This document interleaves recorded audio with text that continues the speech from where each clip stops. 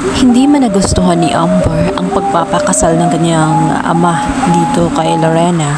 Wala na siyang magagawa sapagkat asawa na nga siya ng kanyang ama. Kaya naman kahit labag sa kanyang kalooban, natanggapin ang desisyon ng kanyang ama na iuwi na nga ito sa bahay.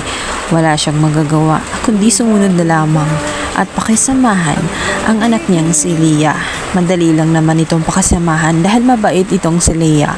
Ngunit hindi niya may papangako kailanman na maging maayos din ang kanyang trato dito kay Lorena sapagkat nagkaroon siya ng malaking trauma buhat nang biglang umalis nga itong si Lorena dahil napamahal siya nito ngunit bigla na lamang itong naglaho, pinaasa. Kaya naman para sa kanya, isa ng malaking trigger ngayon itong si Lorena at hindi niya kailanman tatanggapin na maging ina siyang muli sa loob ng bahay na yun. Kaya naman struggle kay Lorena na tumira sa bahay na iyon. Unang-una, may kinikimkim siyang lihim sa buong akala nga ni Lorena ay siyang may kasalanan sa pagkawala nga ni Joy. Lingid sa kaalaman niya, hindi talaga siyang may kasalanan.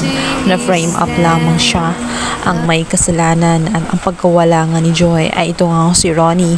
Si Ronnie na may matagal na pagmamahal dito nga kay Wilfred. Patay na patay si Ronnie dito kay Wilfred. Kaya naman pinagtsatsagaan nito sa loob ng 7 taon. Subalit wala siyang napapala sapagkat kailanman hindi niya maturuan ang puso nga nitong si Wilfred. Hindi siya kayang mahalin ito. Hindi kayang suklian ni Wilfred ang pagmamahal niya.